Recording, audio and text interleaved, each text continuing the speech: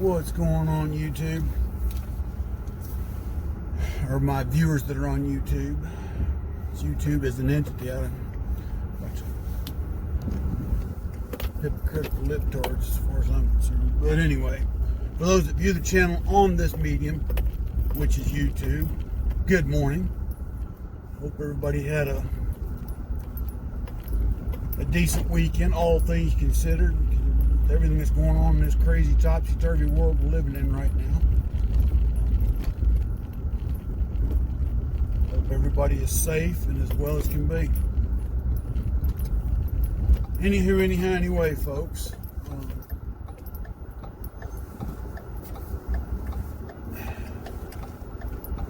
Figured I'm going to drive down to my place of employment today, at least for today. Because today the kids are supposed to come back to school online. I just don't know if I've got the internet connection at home strong enough to do that. Also, given the schools internet capabilities and technology, I got some uncertainties on how they want us to tackle this. Got one response from one student that he's got good internet and hadn't heard nothing from the other, so who knows how it's going to be. But anyway, I'm going to take the risk and venture myself down to the campus, even if it means just sitting in the office with my boss twiddling my fingers. But it is what it is. I don't know if I'll do a live show tonight or not. Just depends on how I'm feeling. And when I say feeling, no, I don't have the coronavirus. My arthritis is just giving me a fit, especially today. It's cold and it's rainy. Started last night, and it's just that I had to work in the yard all weekend trying to get some things done. I had to clean my air conditioner unit yesterday to make sure that when it does get warm, I turn it on. It'll be operating at max efficiency. Cut the grass this weekend for the first time for 2020, but that involved, what was it, Saturday? No, Friday going to Lowe's and having to buy, I had to buy parts for my lawnmower. I got out there and started getting cut, belt broke, then looked down where my deck, I've had to patch portion of my deck about 3 times already, and it's the part where one of the arms that controls the elevation of the deck keeps breaking off. Sure enough, it broke off again, so I had to go buy more sheet metal, more self-tapping screws. I had to buy a new deck belt. I was like, man, can I catch a break? So after working on it all day Friday, it was Friday, I got a portion of the yard cut, and on Saturday I had to get the backyard cut, just right behind the house. And then I sprayed weed eater around the house, and then I sprayed my backyard for bugs. That way the dogs hopefully the dogs won't catch ticks and fleas as bad this year. Sometime this week I got to take the other bit and spray the front yard for bugs and ants. Try and keep them down. But anyway, it took a toll on my body. I'm sore as all get out from it, and it's the nature of the beast. But anyway, folks,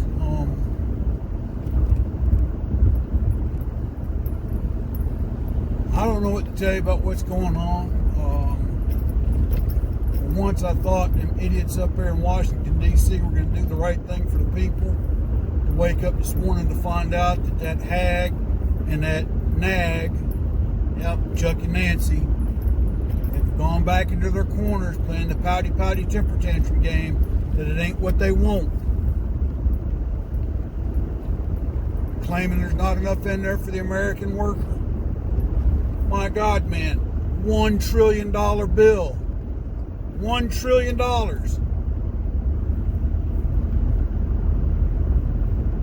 How much more needs to be put in there for the American worker? You talk about corporate bailout. My God, man, if these companies fail, who the hell is going to employ them?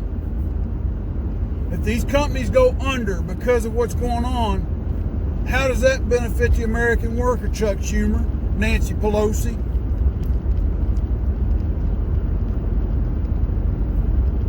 If these companies cannot keep their head above water, who are they going to employ? Who are they going to give jobs to?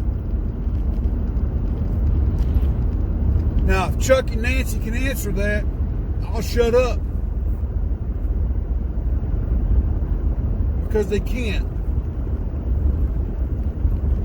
They're playing political games with people's lives right now. And they ought to be ashamed of themselves for doing it. The problem is they're not. Oh, and I'm not done, folks. To Richard Burr, you say you're a Republican and a conservative, shame on you, sir. And what's your name? Weinstein. Shame on her. Shame on all you senators that cashed out your stocks right before all this happened. Shame on you.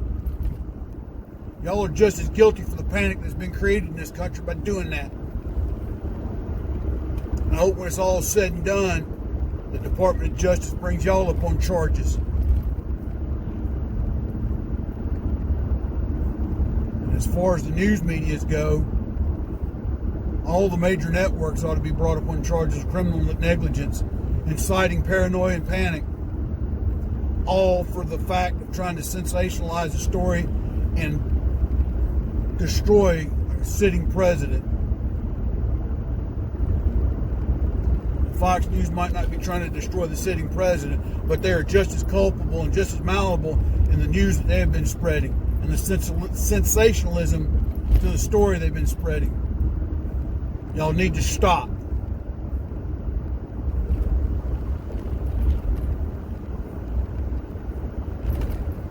I'm putting this out to you folks today because it's plain and simple. We need to pick each other up right now. I don't care if you're a liberal or Democrat or conservative or ultra right winger. Right now, we need to come together. I know social distance and all that good horse mess. I get it. I completely understand it. My wife has an issue with her immune system. She has to go get allergy shots every week to keep her immune system somewhat up to par. Right now, this whole thing has got me worried about who she might come in contact with between the time she leaves the house today to go to the doctor's office and come back.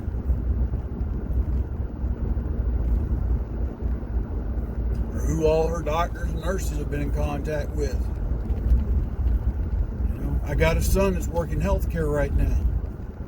The hospital he worked at had a coronavirus scare a couple of weeks ago. I've got all that to contend with. I'm not asking for anybody's pity or sympathy. It's just a statement of fact of what's going on in my world. The real point of what I'm getting at is that we need to stop this whole bunch of BS of putting each other down and likewise going to the stores and hoarding up everything. Get what you need for a week or two like you normally would when you shopping. Take your butt back home. Hoarding it all up, all it does is create a shortage in the market, and then it also creates further panic for people who can't get it, because then they go into a tailspin of what to do. Now, so if you've got a roll or two of toilet paper you don't need, you know your neighbor needs some, just go over and give it to them. If you got a neighbor and all they got is some rice and you've got canned ham, do a trade. I'll give you half my ham for half your rice. You know, better yet, I'll give you the ham, you cook it and put the rice in it and we'll split it. Okay? You got churches that have canceled service because why? And I've got a buddy of mine, I love him dearly, called me. Yeah, the preacher said they're closing church. And I said, you know what? I told the preacher, and I just, I got to thinking, that's the wrong attitude. Wrong attitude. Granted, God will prevail through this all, but at the same token, if you're a church and you've got elderly members with weakened immune system and other health issues, or just people in your, it doesn't have to be elderly, people in your church that have weakened immune systems or other underlying health issues, do you want to take that risk of making them worse? Do you want to be the one that may cause someone to contract something and pass? I mean, I wouldn't want that weight on my conscience. But there are some saying that, well, in God's house, nothing can happen to you. Yeah. I'm not going to debate religion with anybody on this channel right now. But I look at those individuals and I don't want to doubt their faith nor mine, but at the same token, I know what the Bible has taught me, that when Jesus left this world, you see, before he left, people kept begging him for more signs and miracles. And he kind of, and I'm paraphrasing here, but he basically told them, I have shown you, and I've done, and I've shown you, and I've done, and I've shown you, and you have yet to believe. How many more miracles do I need to perform before you do believe? Therefore, I leave you my word.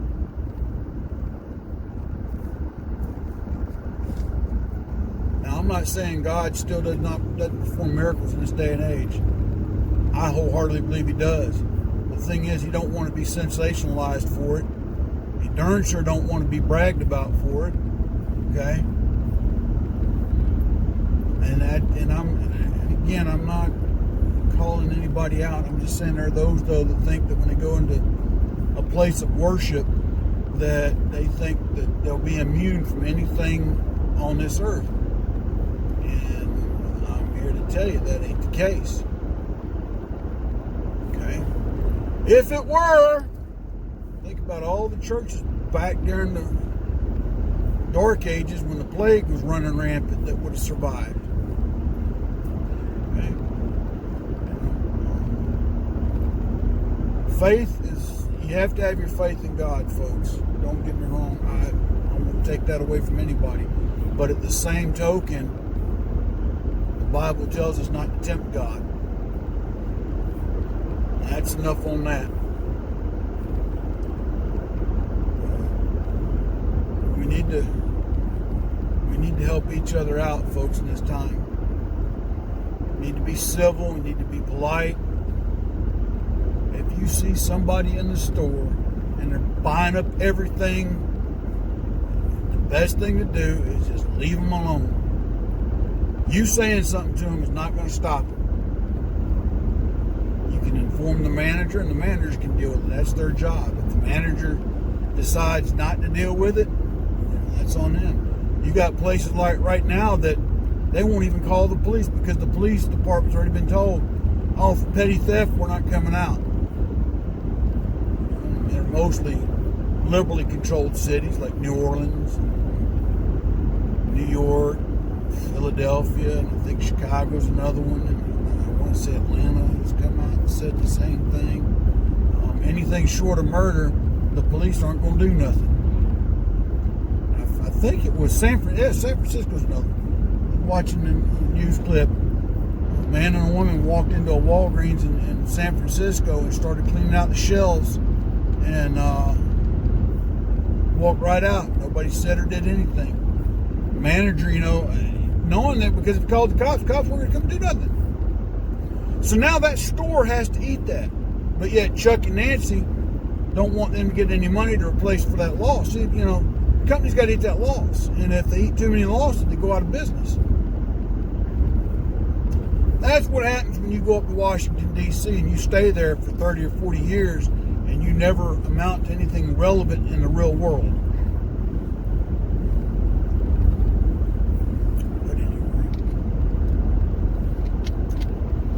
Supposed to re-vote on that bill again today at 9 o'clock, folks. Hopefully Chuck and Nancy will get off their high horse and come to reality, or that or somebody going to knock the snot out of them, one of the two. But Folks, y'all be safe out there. If you got to get out and travel, be careful in your travels. If you got to go to the store, mind all the social distancing protocols, that kind of thing. But just try to be polite and nice to each other. Help each other out.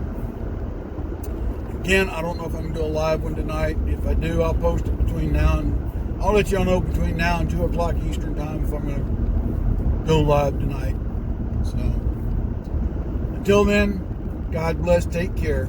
It's the Old Soldier out.